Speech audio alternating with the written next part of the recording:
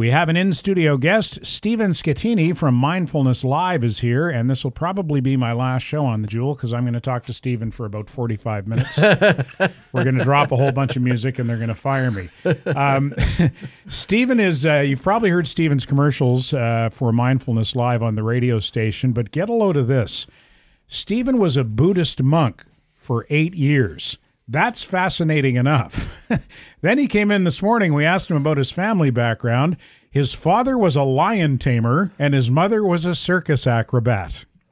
Other than that, Stephen, you've led a pretty dull existence, have you? Move right up on that microphone, please. It's pretty boring apart from that, yeah. That is fascinating stuff. Obviously, your experience as a Buddhist monk led you to what you're doing now. Yeah, absolutely. This was a long time ago now 40 years or so. I went to India and I studied with the Dalai Lama and his colleagues. It was a great opportunity because they'd basically been thrown out of their homeland and they were desperate to preserve their culture. So I was one of a few, we were a few people who were able to take advantage of that. And we basically received the training that they gave their own children and their own monks. So it was a great opportunity. And from that, I discovered that the foundational teaching of Buddhism is mindfulness. And I came to Canada when I left the monastery. I was here for about 20 years before I heard anyone say the word mindfulness. Up to that point, I was a crackpot. I learned to not talk about my past. And what did you used to do? Oh, nothing. Now, has that changed? Because I think it's absolutely fascinating. It's completely changed. Since the late 90s, I would say that when I said, when I tell people I was a Buddhist monk, they say, oh, that's fascinating. It is. That's exactly what they say. Mm-hmm. There's a change of attitude. Maybe it was me. Maybe it was the way that I said it or something. But it used to be considered really weird, and now it's considered really fascinating. And that's because people recognize that they need something. They're missing something in their lives. And for some reason, Buddhism has sort of been the focus. People think of Buddhism as being safe and secular and practical and down to earth. And a big chunk of it is. The mindfulness part of it is it just works. It's very simple. It deals effectively with anxiety and overwhelm. And it opens you up, it opens you up to looking after yourself. This is what people don't do. People do not take care of themselves. They're always putting themselves on the back burner. And they expect to do the best they can for everyone around them. And you can't do that. So the idea that you can focus your energy, look after yourself, understand your mind, and be at peace is very attractive to people. And is meditation the central foundation of what you teach? Mindfulness is, which is a particular sort of meditation. Okay. Yeah.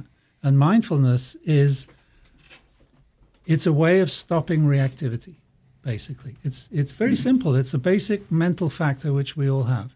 Mindfulness is simply paying attention to what you're doing as you do it so that you don't do things like put your foot in your mouth, okay? So you don't hurt people. So you don't make stupid mistakes which you could have avoided. So in order to do that, you have to catch up with the mental patterns which play out automatically, especially when you're with familiar people, with your spouse. We go through these patterns. We have a little dance together, and sometimes we can sort of lose it, and we're not quite as attentive as we might be. This practice of mindfulness puts you in touch with your behavior in a way that enables you to change the way you react. And when you stop reacting negatively, you have choices. And when you have choices, then your whole world opens up. It doesn't sound like much. It sounds like a simple thing, letting go of reactivity. But it completely changes the way you deal with life. It sounds like learning how to do the next right thing, to use a cliche. It's even easier than that. You don't actually have to do anything. The point is to see what you are doing.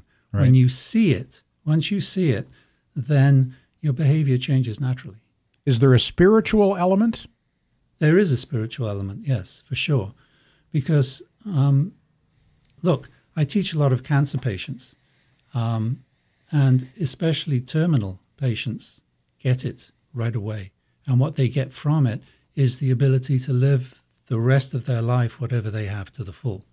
And just being able to be in the present moment, being able to appreciate the fact that I'm alive as opposed to, oh my God, I'm dying.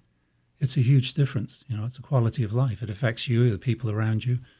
And I've received gratitude from people in their last days saying, thank you for that. That changed my last month. That's got to be very gratifying for you. It is. It's extremely gratifying. Yeah. Tom? We've heard now for about, the past decade or so, we've heard the term mindfulness just tossed around all over the place, and people talk about it. It sounds to me, by the way you're explaining it, it's becoming more aware of yourself before the fact instead of after the fact. Ideally, yeah. Yeah, and to realize what you're thinking, what you're doing before you actually do it. In practice, you think of it afterwards, and then you kick yourself, okay? But if you keep doing it, if you persist, then gradually you move that bar forward a bit, and you finally get to the point where you see you're about to do something, and you now have the opportunity to say no. So you're moving what would be hindsight into foresight. Yeah. But most importantly, you're letting go of your patterns. I know I feel much calmer just listening to your voice, quite frankly. You have a very calming way of speaking.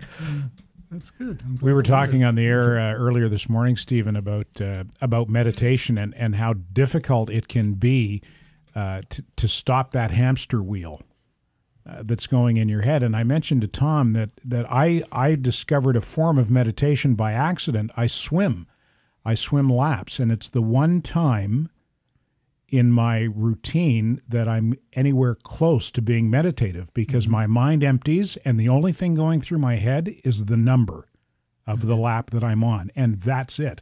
And when I get out of the pool, I don't only feel better physically, I feel much better psychologically. I've never gotten out of the pool angry. Wow, that's fantastic. Or full of angst or anxious or anything like that. Except when that one guy gets in your way. Well, that guy, yeah. The guy who jogs in the swimming lane. Yeah, him. I forgot about him. I'm the same way when I play golf often, and I'm the same way on the golf course. Everything goes away when I'm on the golf course. This is great. These are great stories, and I think most people do find their own way of meditating in some way or another. But what we're doing... The thing with mindfulness is it's very easy to learn. Anyone can do it. Most people like it. Most people want to do it. And most people don't do it. It's something you've got to do regularly. And that's why we created Mindfulness Live. I used to teach once a week. Since 2003, I've been teaching around here. And we used to teach once a week for an hour and a half. And that was it. But then I realized that what was missing was the continuity. So... we started this 3 times a week is enough to keep you hooked. You keep coming back. It's just a half an hour each session. And we make it really easy. You can come if you want. You don't have to show up. You don't have to turn on your video. You don't even have to appear. You'll get the recording in your email, later that afternoon. We're trying to make it as easy as possible for people to sign up. It's hard. But once they do sign up, they stay because it works. It helps. It feels good.